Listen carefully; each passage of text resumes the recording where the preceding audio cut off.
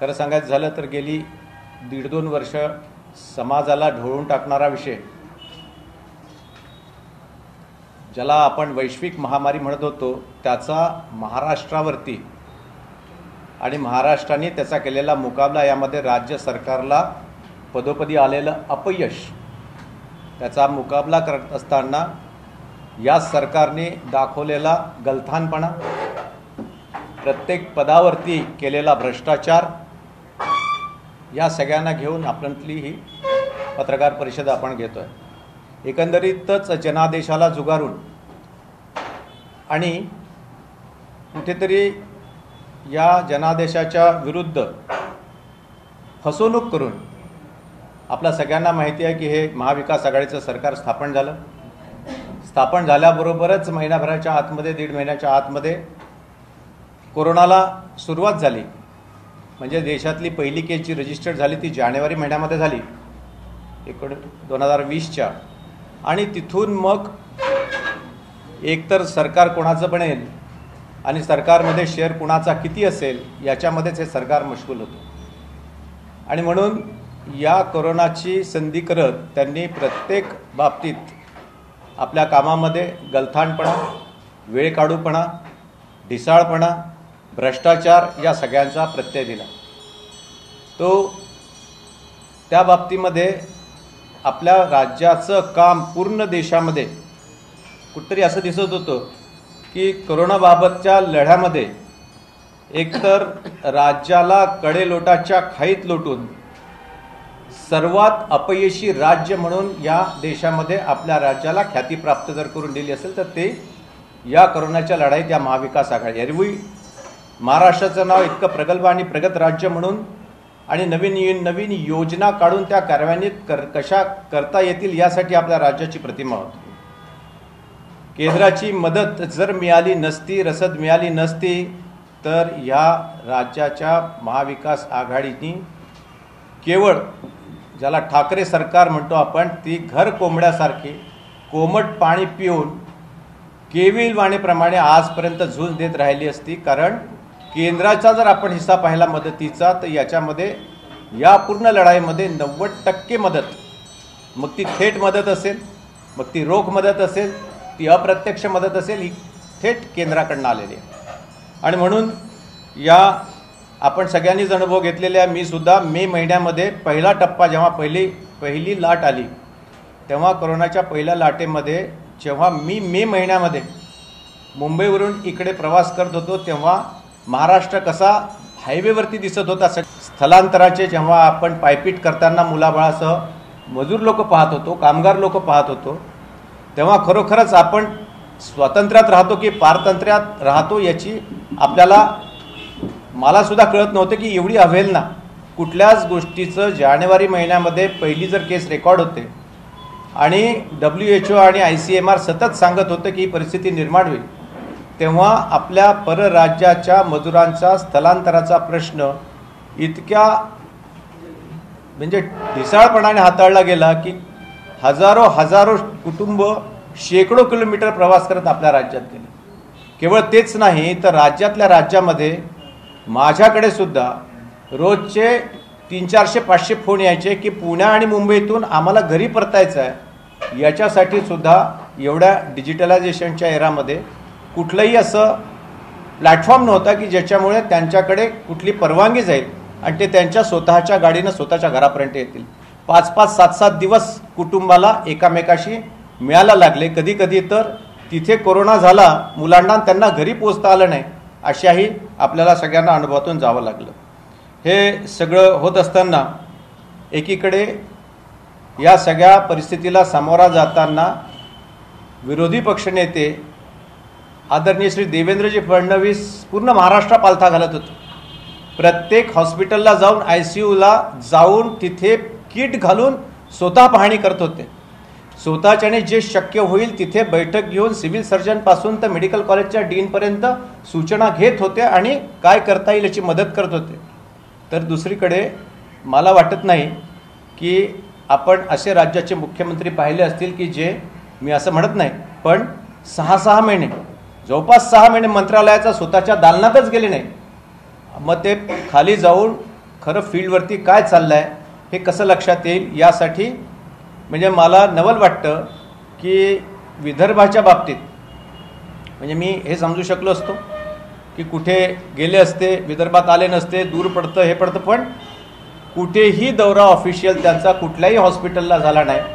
मी स्वतः जेव्हा आदरणीय देवेंद्रजी अकोल्याला आले आणि हॉस्पिटलमध्ये गेलो तेव्हा हॉस्पिटलच्या आतमधली परिस्थिती काय आहे ही जोपर्यंत राज्यकर्ता स्वतः जाऊन बघत नाही तोपर्यंत त्याला उपाययोजनासुद्धा त्यातल्या तेवढ्या गांभीर्यानं सुचवता येत नाही. आणि म्हणून मला असं वाटतं की पहिल्या लाटेमध्ये जेव्हा ओसरली तेव्हा मला साधारणतः मे जून महिन्याच्या नंतर आपण त्याच्यावरती पहिले इन्फेक्शन रेट कमी झाला, मग त्याच्यानंतर साधारणतः नवीन टेस्टिंगमध्ये त्यांची संख्या कमी होत गेली आणि साधारण सप्टेंबर महिन्यापर्यंत पहिली लाट जेव्हा थोडी ओसरायला लागली तेव्हा पूर्ण वर्षामध्ये अधिवेशन काळामध्ये आमच्यासारख्या आमदाराला काहीतरी बोलायला भेटेल, काहीतरी सुचवायला भेटेल, जे आम्ही डोळ्यांनी पाहिलं ते सांगता येईल आणि आमच्या भागामध्ये काय आम्हाला विधायक करता येईल यासाठी प्रयत्न करत होतो. पण महाराष्ट्रामध्ये किंवा इतिहासामध्ये पहिल्यांदा असं वर्ष गेलं असेल 1.5 वर्ष जेव्हा बोटावरती मोजण्या इतके या विधानसभेच्या आणि विधानमंडळाचं कार्य झालं असेल. 1 दिवसाचं अधिवेशन व्हायचं आणि त्या अधिवेशनामध्ये सुद्धा 1 दिवस श्रद्धांजलीमध्ये यायचा आणि दुसऱ्या दिवशीला केवळ विनियोजन विधेयक काढण्यासाठीचा हा सोपस्कर आहे का असं वाटावे असे हे सगळे अधिवेशन झाले. असं वाटत होतं की करोनाची ढाल करून हे सरकार जणू काही त्याच्या मागे लपते आहे, कारण विनियोजन विधेयक आणि त्यांना हवे असणारे विधेयक झाल्यानंतर कुठलंही कामकाज तेव्हा होत नव्हतं. मला आठवते की मी सुद्धा आदरणीय देवेंद्रजींचे भाषण ऐकायचो. 9 तारखेला मी सुद्धा सप्टेंबर महिन्यामध्ये भाषण केलं होतं, ज्या भाषणाची मी क्लिप तुम्हाला ऐकून दाखवेल की त्यावेळी सप्टेंबर महिन्यामध्ये महाराष्ट्रामध्ये केवळ ऑक्सिजनचा 1 प्लांट कार्यरत होता आणि मी त्या क्षेत्रातला असल्यामुळे आणि 30 वर्ष मी प्रॅक्टिस केल्यामुळे मी साधारणतः त्यांना तेव्हाच स्पष्ट सूचना दिली होती की किमान 15 प्लांट ऑक्सिजनचे तुम्ही राज्यामध्ये जर लावले नाही तर आपल्याला आणीबाणीला समोरा जाण्याशिवाय पर्याय राहणार नाही. उत्तरामध्ये मला असं उत्तर आलं की आम्ही इंडस्ट्रियल ऑक्सिजनचे सगळे प्लांट ताब्यात घेतोय आणि 70% ऑक्सिजनची कॅपॅसिटी आमची त्या इंडस्ट्रियल प्लांटमधून आम्ही पूर्ण करू, तेव्हा आम्हाला आता नियोजन आमचं झालेलं आहे. अशा पद्धतीचं उत्तर आरोग्यमंत्र्याचं मला सभागृहामध्ये भेटलं होतं. त्याची आपण हवं तर प्रोसिडिंग काढू शकतो, माझ्याकडे व्हिडिओसुद्धा त्याचे.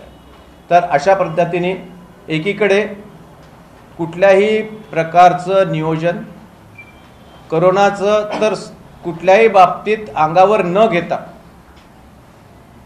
म्हणजे तुमचे कुटुंब नाही माझे कुटुंब माझी जबाबदारी किंवा तुमचे कुटुंब तुमची जबाबदारी असं या घर कोंबड्या ठाकरे सरकारने जेव्हा भूमिका घेतली तेव्हा प्रत्येकाला आपल्यामध्ये असे अनुभव आले की म्हणजे वैद्यकीय शिक्षण खातं हे किती मेडिकल कॉलेजचं आहे.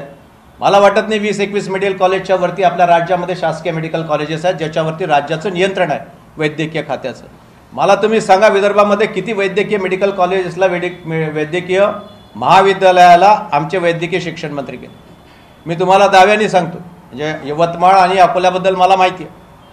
GMC IGMCला अभावाने आले असतील तर मला माहिती नाही, पण एकीकडे असं असताना एखादा वैद्यकीय शिक्षण मंत्री एखाद्या वेळेला तर मेडिकल कॉलेजला जाऊन आला असता.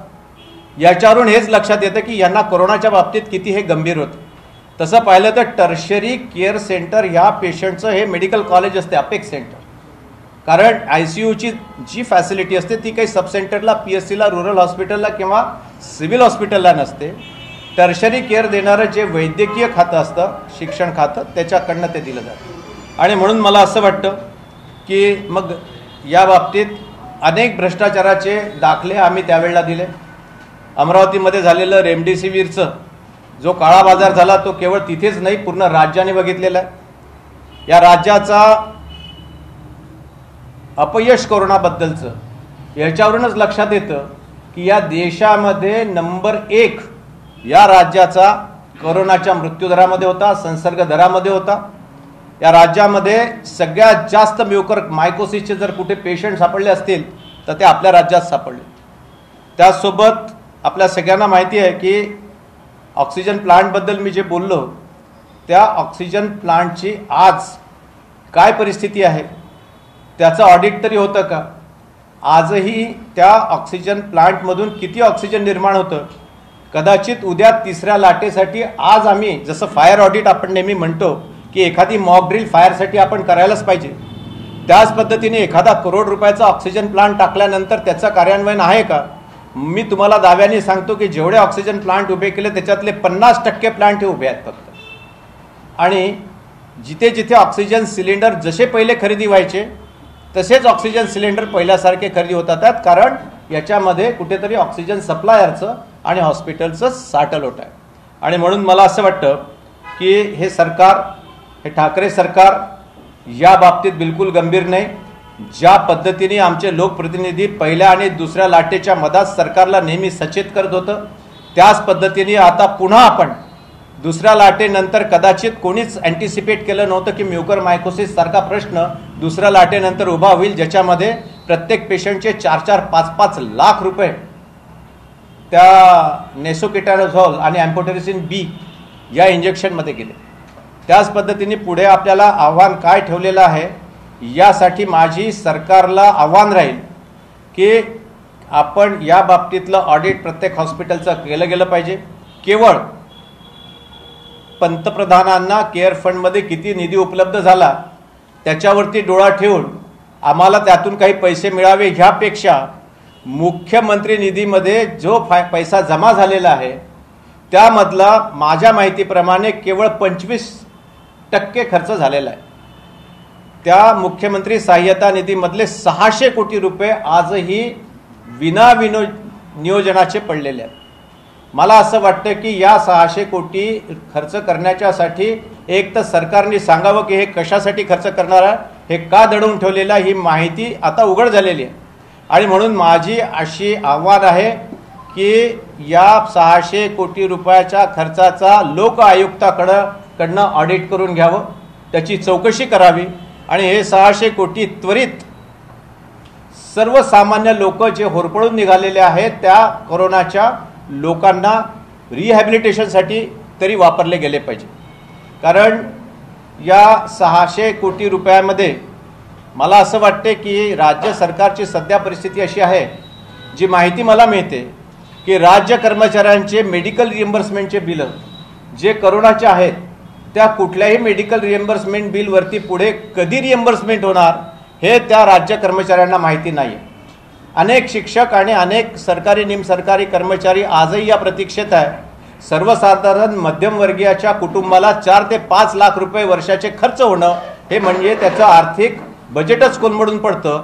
तेव्हा राज्य सरकारने ही भूमिका सुद्धा स्पष्ट करावी की त्या रुग्णांचे झालेल्या खर्चाचं रिएम्बर्समेंट याचा तुमच्याकडे काय रोडमॅप आहे, त्यांचे पैसे त्यांना कधी वापस मिळणार, यासाठी सुद्धा माझं सरकारला आव्हान आहे. त्यासोबत ज्या पद्धतीने सुरुवातीला असं म्हणत होते की कोरोनाला जर मात द्यायची असेल तर टेस्टिंग, ट्रेसिंग आणि ट्रीटमेंट या 3 पिलरवरती काम झालं पाहिजे. मला तर असं वाटतं की ज्या पद्धतीने PPE किटमध्ये, ज्या पद्धतीने मास्क घेण्यामध्ये, ज्या पद्धतीने प्लास्टिकच्या बॅग ज्या शवाला गुंडाळण्यासाठी वापरायच्या होत्या, ज्या पद्धतीने याच्यामध्ये भ्रष्टाचार झाला,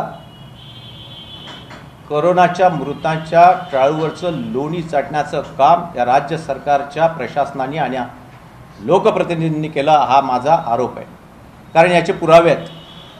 आदरणीय मुख्यमंत्री, माजी मुख्यमंत्री आणि सध्याचे विद्यमान विरोधी पक्षनेते यांनी आव्हान दिलेलं आहे की डझनभर, आणि आमचे विरोधी पक्षनेते श्री प्रवीणजी दरेकर, की डझनभर मंत्री असे आहेत की ज्यांच्या भ्रष्टाचाराच्या कुंडल्या आहेत, पण विशेष करून कोरोना काळामध्ये मी जे सांगतो आहे त्याच्यामध्ये झालेला भ्रष्टाचार, रेमडेसिवीरचा झालेला आणि टोसिलोझुमॅबचा झालेला काळा बाजार, त्याचसोबत या सगळ्यामध्ये आपण सगळ्यांनी पाहिलं की ज्या पद्धतीने कॉमनवेल्थ गेममध्ये पंखे आणि फर्निचरच्या भाड्या त्याच्या किमतीपेक्षा जास्त होतं, त्याच पद्धतीने यांचे जे कोरोना सेंटर चालू झाले होते तिथे अनेक कोरोना सेंटरमध्ये ज्या पंखे लावले गेले, जे फर्निचर लावलं गेलं, त्याचं भाडं त्याच्या किमतीपेक्षा जास्त झालेलं आहे. याचे प्रमाण आज आमच्याकडे उपलब्ध आहे.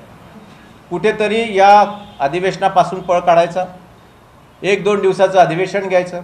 आजही अशी परिस्थिती आहे की नागपूरला आमच्या हक्काचं होणारं अधिवेशन आज नागपूरला होतं की मुंबईला होतं आणि किती दिवसाचं होतं. मागच्या वेळेला 3दा बिझनेस ॲडवायझरी कमिटीच्या बैठकी झाल्या. मी सुद्धा बैठकीचा सदस्य आहे माझ्या सभागृहाचा. तेव्हा 3 ते 4 बैठका घेतल्यानंतर 2 दिवसाचं अधिवेशन फक्त त्याने घेतलं. मला 4दा जावं लागलं मुंबईला. आमचे सन्मान्य सदस्य श्री व्यासजी सुद्धा त्याच्यातले सदस्य आहेत. कुठलीही गोष्ट ऐकायची नाही. हम करे सो कायदा या पद्धतीने सभागृहाचं कामकाज रेटून न्यायचं. आम्हाला कशावरती बोलायचं असेल तर रात्री 11 वाजेपर्यंत बसल्यानंतर सुद्धा बोलायची संधी न देणं. अशा वेळेला 2-3 दिवसाचं कामकाज वाढवून मागितलं तरी त्याला विरोध करणं. या सगळ्या गोष्टींनी हेच लक्षात येतं की या सरकारला आपल्या सांसदीय कामकाजापासून पळ काढायचं आहे आणि कुठल्याही गोष्टीला उत्तरं द्यायची नाही आहेत. आणि म्हणून मला असं वाटतं की एकीकडे हे करत असताना मी हे सुद्धा सांगायला पाहिजे की ज्या पद्धतीने राज्य सरकारची जबाबदारी होती, आजही अनेक लोक GPF आणि BDS प्रणाली बंद करून ठेवलेली आहे. माझ्या हक्काचे GPFचे पैसे माझे जे लागतात ते सुद्धा मला काढता येत नाही आहेत सध्या. माझे मेडिकल रिएम्बर्समेंटचे पैसे कधी भेटतील हे मला माहिती नाही आहे. या सगळ्या ह्याच्यामध्ये केंद्राने काय मदत केली उलट पक्षी हे सुद्धा आपण विचार करायला पाहिजे. माझ्याकडे आकडे आहेत, मी तुम्हाला सांगू शकतो की ज्या पद्धतीने राज्य सरकार या बाबतीत गंभीर नव्हतं तेव्हा सुरुवातीच्या 1.5 महिन्याच्या 2 महिन्याच्या लॉकडाऊनमध्ये केंद्र सरकार आपल्या तयारीत होतं. केंद्र सरकारने त्यावेळेलाच आपल्याला वॅक्सिनेशनचा सुद्धा रोडमॅप करून ठेवला होता आणि अनेक योजना त्यांनी ह्या काळामध्ये दिल्या. पंतप्रधान गरीब सन्मान योजनेमध्ये गव्हासाठी 1150 कोटी, तांदळासाठी 2620 कोटी, डाळीसाठी 100 कोटी, त्यासोबत जी काही आपली राज्याला स्थलांतरित जी मजूर होती त्यांच्या मजुरांच्यासाठी 122 कोटी असे 4592 कोटी रुपये केवळ अन्नधान्यावरती केंद्र सरकारने राज्याला दिली. त्यासोबत किसान सन्मान योजना आपल्याला माहिती आहे की 86 लाख शेतकऱ्यांच्या अकाउंटमध्ये 1726 कोटी रुपये टाकले गेले. त्यासोबतच मागच्या याच वर्षी 23 एप्रिलला दुसरी लाट पाहता मे आणि जूनमध्ये पुन्हा 89 कोटी रुपयाचं 5 किलोचं धान्य मे आणि जून महिन्यासाठी मोदी सरकारने या राज्याच्यासाठी दिलं. त्यासोबतच जनधन योजनेमध्ये साधारणतः 1958 कोटी, विधवा नंतर दिव्यांग आणि ज्येष्ठ नागरिकांच्यासाठी 116 कोटी, उज्ज्वला गॅस योजनेमध्ये साधारण 73 लाख सिलेंडर आपण फ्रीमध्ये भरून दिले. श्रमिक स्पेशल ट्रेन ज्या चालवल्या गेल्या त्याच्यासाठी 400 करोड रुपये आपण साधारणतः केंद्राकडनं आणलेले. बांधकाम मजुराच्या EPF धरून त्यांना 1110 कोटी रुपयाची मदत केली. NDRF कडनं 1611 कोटी रुपये या राज्याला मिळाले.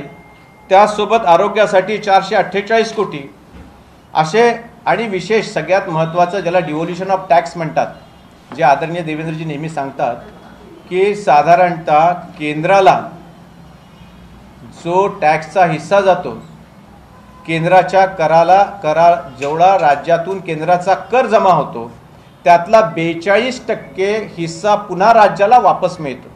साधारणतः महाराष्ट्राचा हा हिस्सा 1100 कोटी रुपये येतो.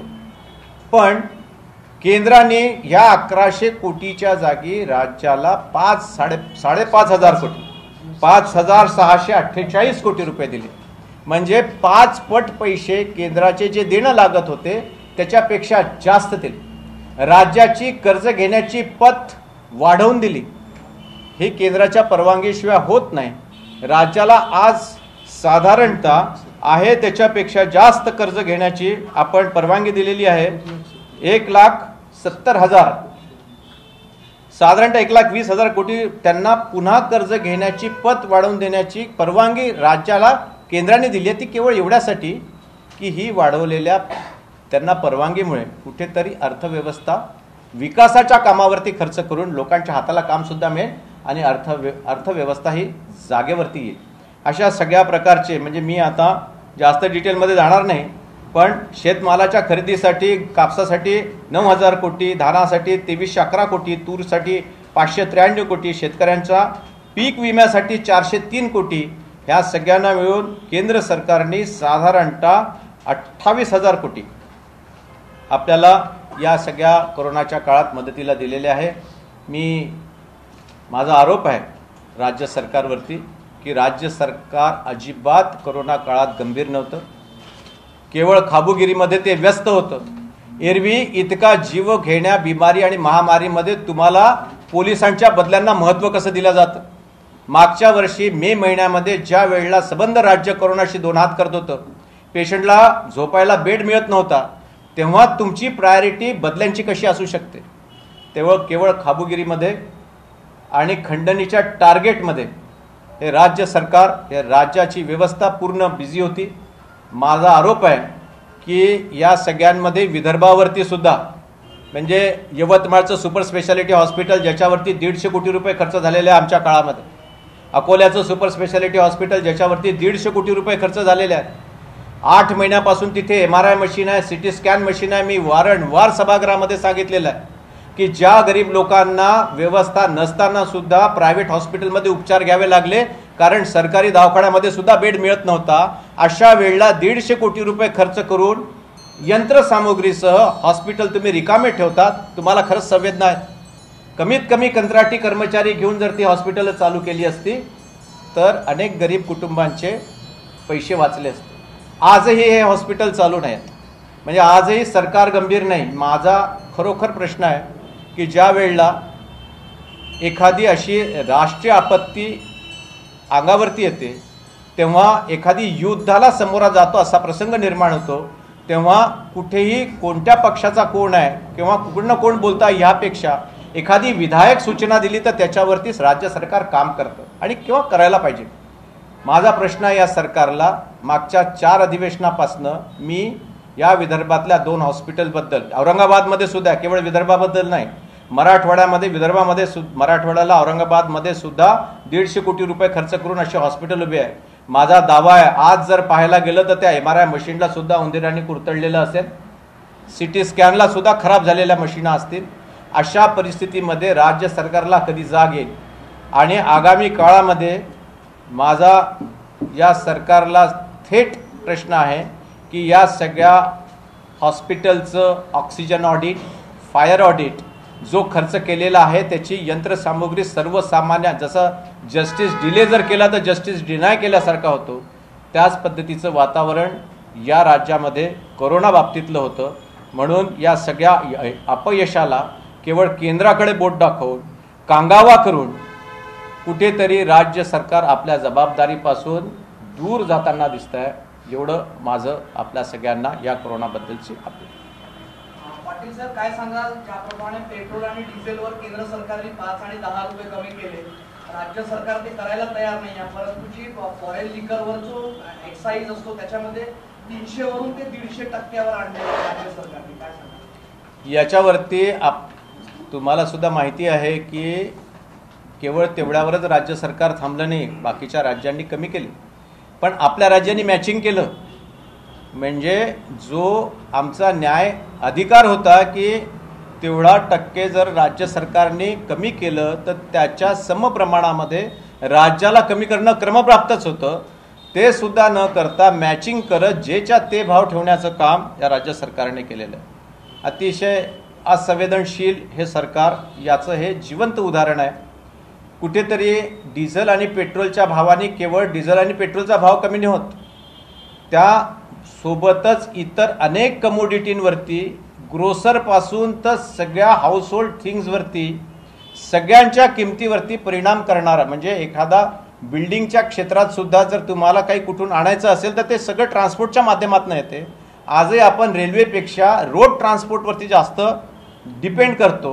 आपल्या शेतकऱ्यांची सगळी इकॉनॉमी, म्हणजे मी सुद्धा शेतकऱ्याचा मुलगा आहे, मी कॉलेजमध्ये शिकत असताना माझ्याकडे 12 बैलांच्या जोड्या होत्या, आज एकही नाही आहे। ती केवळ एवढ्यामुळे कारण आपण सगळे मेकनाइज फार्मिंग करतो आणि हे सगळं डिझेलवरती अवलंबून आहे। आणि म्हणून मला असं वाटतं की प्रत्यक्ष अप्रत्यक्षपणे पूर्ण इकॉनॉमीवरती परिणाम करणारा हा निर्णय हा का राज्य सरकार घेत नाही हे मला कळत नाही, कारण त्यांना या गोष्टीचं अजिबात महत्त्व नाही। सर, तुम्ही म्हटलं आहात की कोरोना काळामध्ये जे म्हणजे संपूर्ण देश थांबलेला होता, कारण तो सुरुवातीचा काळ होता आणि त्यावेळेस संपूर्ण देश जिथे आहे तिथे लोक थांबलेले होते आणि अशात तुम्ही एक आरोप लावलेला आहे की यावेळेस जे पुन्हा ते मुंबई प्रवास करणं म्हणजे प्रवासच होत नव्हता, राज्य सरकारने ते थांबवलेलं होतं. परंतु एक असं आहे की ऋषी कपूर त्या काळी मरण पावलेले होते आणि त्यांची मुलगी दिल्ली येथे होती, तर तिला वडिलांच्या मय्यतीला म्हणजे प्रेतेला जाण्यासाठी परवानगी सरकारने दिलेली नव्हती, केंद्र सरकारने. काय सांगाल यात कोण, एक उद्धव ठाकरे सरकार खोटी की केंद्र सरकार खोटी? त्यांना का दिली नाही परवानगी, म्हणजे हा माझा प्रश्न आहे. अगदी बरोबर आहे तुमचं. मी त्या वेळेचा दाखला देत होतो ज्यावेळी कलेक्टर ऑफिसनी फॉर्म्स तयार करून ते फॉर्म भरून येणाऱ्याचा फॉर्म आणि तिथून सोडणाऱ्याचा फॉर्म म्हणजे रिलिव्हर डिस्ट्रिक्ट आणि ॲक्सेप्टिंग डिस्ट्रिक्ट याचा फॉर्म तयार केला होता. सुसूत्रता नसल्यामुळे तिच्या कलेक्टरच्या आणि इच्छा कलेक्टरमध्ये आमची संबंध यंत्रणा, पक्षाची सगळी यंत्रणा आम्ही त्याच्यासाठी लावली होती की जेव्हा परवानगी सुरू झाली होती, सुरू झाल्यानंतर सुद्धा 5-5, 7-7 दिवसाचा केवळ याच्यामुळे विलंब होत होता कारण तिकडचं प्रशासन आणि इकडचं प्रशासन या दोघांनाही संभ्रमता होती. कुठल्याही गोष्टीचे डायरेक्शन नाही. उदाहरणार्थ द्यायचं झालं तर शाळा चालू करायची की नाही याचा निर्णय शिक्षण मंत्री वर्षाताई घेतात, उद्धवजी तो थांबवतात. ही जबाबदारी मग मुख्य सचिवावरती जाते. मुख्य सचिवावरून येता येता ती डायरेक्टरकडे जाते, जॉईंट डायरेक्टरकडे जाते, मुख्याध्यापकाकडे जाते, ग्रामपंचायतच्या सर्वसाधारण सभेपर्यंत जाते. तुम्ही काय जबाबदारी घेऊन राहिले? म्हणजे शेवटी शाळा सुरू करायची की नाही ही इनडायरेक्ट रिस्पॉन्सिबिलिटी सरकारची असते, कारण कस्टोडियन सरकार असतं. ती जबाबदारी तुम्ही टप्प्याटप्प्याने खाली आणत ग्रामपंचायतच्या सभेपर्यंत, मुख्याध्यापकापर्यंत. असं कसं असू शकते? माझा बोलण्याचा ओघ तो होता की प्रशासनामध्ये कुठेही या बाबतीतली जबाबदारी घेतली जात नव्हती. श्रगिंग ऑफ रिस्पॉन्सिबिलिटी होती. पण मृत्यूचा दर वाढलेला होता. एक मिनिट सर, एक मिनिट. एक प्रश्न एक मिनिट व्यास सर, माझा एक प्रश्न. मृत्यूचा दर वाढलेला होता. महाराष्ट्रामध्ये स्मशानभूमीमध्ये म्हणजे अंत्ययात्रे म्हणजे अंतिम संस्कार करण्याला जागा नव्हती. अशा वेळी सरकारने जो निर्णय घेतला, ठाकरे सरकारने जो निर्णय घेतला तो उचित होता की चुकीचा होता? पुढचा निर्णय म्हणजे लॉकडाऊन मध्ये त्यांनी निर्णय जो घेतलेला होता की कुठलेही व्यवहार होणार नाही, शाळा सुरू होणार नाही, तर मग हा चुकीचा होता की मी ज्या वेळेला नाही, तुमचं कन्फ्युजन होऊन राहिलं. मी सांगतो तुम्हाला, ज्या वेळेला लॉकडाऊन होतं त्यावेळेचा मी बोलतच नव्हतं, तेव्हा तर लॉकडाऊन करायलाच पाहिजे होता. नाही, निर्बंध जेव्हा होते, जेव्हा निर्बंध शिथिल करून परवानग्या दिल्या जात होत्या त्या परवानग्याबद्दल मी बोलत होतो. आमचे आता जसं तुम्ही म्हटलं की मृत्यू दराचा तुम्ही विषय काढला. आदरणीय देवेंद्रजी फडणवीसांनी जेव्हा नेहमी सांगत होते की सस्पेक्टेड डेथ्स, त्यांनी विषय काढला होता की सस्पेक्टेड डिसीज म्हणून, सस्पेक्टेड डेथ म्हणून ज्या मृत्यूदर लपवला जात होता त्याच्याबद्दल असं सांगितलं गेलं होतं की एखादी पेशंट भरती व्हायचा, पेशंट भरती झाल्यानंतर दुसऱ्या लाटेमध्ये स्पेशली जी लाट खेड्यापाड्यातून शहराकडे आली, खेड्यापाड्यात त्याचे 2 दिवस जायचे, नंतर तालुक्याला 2-3 दिवस जायले, शहरापर्यंत जोपर्यंत यायचा तेव्हा 8वा-9वा दिवस निघायचा. टेस्टिंग केल्यानंतर त्याला सस्पेक्टेड वॉर्डमध्ये ठेवायचे. सस्पेक्टेड वॉर्डमध्ये त्याचं जेव्हा RT-PCR व्हायची, त्याचा रिपोर्ट यायला 2-3 दिवस लागायचे, तेव्हा तो निगेटिव्ह यायचा रिपोर्ट. मी तुम्हाला अशी उदाहरणं दाखवतो की जिथे 22 स्कोर झालेला सिटी स्कोर RT-PCR निगेटिव्ह निघायची आणि सस्पेक्टेड डेथ म्हणून त्यांना डेथ झाल्यानंतर मोकळं करायचं. माझे 2 प्रश्न आहेत. आपल्याला राज्यात आलेल्या निधीबद्दल माहितीच आहे, त्याच्या बऱ्याच बातम्या.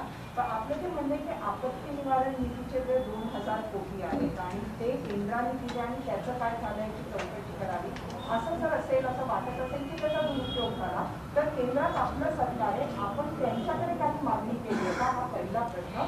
दुसरा प्रश्न हा की आपण गृहराज्यमंत्री होतात, आज परमबीर सिंग हे मुंबईत वापस दाखल झाले आहेत, क्राईम ऑफिसला पण गेले आहेत, काय सांगा? ADRFचा जो निधी आला त्या निधीबद्दल मी असं म्हटलं नाही की तो कुठे खर्च झाला आहे, आम्हाला माहीत नाही. केंद्राने काय मदत केली हे सांगताना मी सांगितलं की 48,000 कोटी रुपये केंद्राने राज्याला मदत केली. त्यात NDRFने सुद्धा साधारणतः ज्या निधीची आम्हाला दिली त्याची मदत मी सांगत असताना ती सांगितली की निधी मिळाली. त्याच्याबद्दल तो निधी कुठे खर्च झाला किंवा त्याचा विनियोग बरोबर झाला नाही ह्याच्याबद्दल माझं बिलकुल म्हणणं नाही. दुसरी गोष्ट आपण जे म्हटलात की आता परमवीर सिंग मुंबईत आज दाखल झाले आणि ते दाखल झाले असतील आज तिथे, तर त्यांचं पुढे काय होणार कायदा आहे. कायद्यामध्ये जे काय असेल त्यांच्या बाबतीत मला तर हे माहीत नाही आज कारण मी प्रवासात होतो, आज मी बातम्यासुद्धा पाहिल्या नाही त्याच्यामुळे मला माहीत नाही. पण साधारणतः त्या खात्याचा कारभार पाहत असताना जे अनुभव मला आहे त्याच्यामध्ये कुठेही प्रशासनाच्या मध्ये शासन पडत नाही आणि जे काही कायद्याला अनुसरून असेल ते आता त्यांच्या विरुद्ध कारवाई होईल. सर आपण म्हटलं की 1 जानेवारीला कोरोनाचा पहिला पेशंट मिळाला आणि त्यानंतर आपण म्हटलं की राज्य सरकार हे गंभीर नव्हती कोरोनासाठी. तर 1 जानेवारी पहिला पेशंट मिळाला आणि फरवरी महिन्यात 2020 मध्ये मोदी साहेब ट्रम्प साहेबांसोबत जे आहे अहमदाबादमध्ये रॅली करत होते. तर ते किती योग्य तुम्हाला वाटलं? नाही, आपल्या इथे आपण लॉकडाऊन 25 मार्चला सुरू केला. 25 मार्चला लॉकडाऊनच्या आधी कुठलेच निर्बंध लागलेले नव्हते अशा बाबतीतले. त्याच्यामुळे मला असं वाटतं की आपल्या इथे 23 मार्च नंतर केरळामध्ये 23 मार्च आणि संबंधित देशामध्ये 25 मार्च 25 मार्च नंतर लॉकडाऊन सुरू झालं, त्याच्यानंतर निर्बंध आले. एक आपण शेवटचा प्रश्न विदर्भाच्या बाबतीत आपण बोलला एक लास्ट अधिवेशन इथे होणार की नाही संभ्रम आहे. तुमची भूमिका काय आहे? कारण की विदर्भात एक अधिवेशन वर्षभरातलं किमान एक अधिवेशन व्हावं असा तो नागपूर करार आहे. तर जर ते अधिवेशन नागपूरला होत नसेल तर विरोधक म्हणून तुम्ही काय करणार आणि आत्ताचं अधिवेशन इथे व्हावं यासाठी काय प्रयत्न करणार? आता पहिले तर बिझनेस ॲडवायझरी कमिटी होईल, त्या कमिटीमध्ये कुठला निर्णय होईल. अजून कुठलाही निर्णयास्पद आले नाही ही चर्चा आहे की या सरकारला नागपूरला अधिवेशन घेण्यामध्ये रस नाही. याच्या आधीसुद्धा हे सिद्ध झालेलं आहे.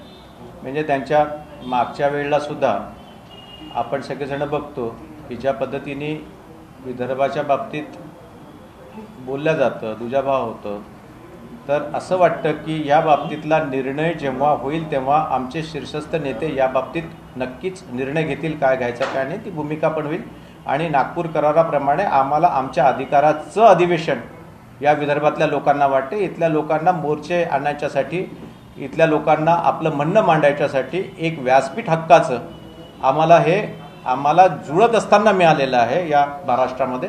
त्याच्यामुळे आमच्या भावना ह्या बाबतीतल्या आमच्या शीर्षस्थ नेत्यांच्या सोबत बैठक करून आम्ही मग दिशा ठरवू. महापालिका आहेत आता आणि अकोल्याची पण खरं तर निवडणूक असणार. या महापालिका निवडणुका कुठेतरी सरकार पुढे ढकलते अशी कुजबूज आहे, तसं आपल्याला वाटतंय का? आणि त्यात कोणाचा आणि काय फायदा आहे? नाही, बघा, या कोरोना काळामध्ये जर एखादी निवडणूक पुढे ढकलली जात असेल आणि ती ज्युनाईन रिझननी ढकलली जात असेल तर माझं आणि माझ्या पक्षाचं कुणाचंही त्याच्यामध्ये काही ऑब्जेक्शन असण्याचं कारण नाही. शेवटी माणसाच्या लाईफचा आणि हेल्थचा इंटरेस्ट पहिले येतो, निवडणुका नंतर येतात. अशा पद्धतीने जर त्यावेळची परिस्थिती, कारण आता निवडणुका बहुतेक त्यांचा कार्यकाळ हा फेब्रुवारीपर्यंत आहे आणि फेब्रुवारीपर्यंत आपण आणि कोणीच असं प्रेडिक्ट करू शकत नाही की तिसऱ्या वेव्हचं सुद्धा काय होईल. आणि म्हणून मी ह्या बाबतीत माझे रिझर्वेशन्स आहेत. आजच मी काही बोलणं त्याच्या बाबतीत योग्य नाही आहे. पण प्रायोरिटी ही हेल्थला आहे. प्रायोरिटी ही जर तिसरी वेव येत असेल तर आपल्या सगळ्या समाजाच्या हिताला जे अनुसरून असेल तो निर्णय होईल.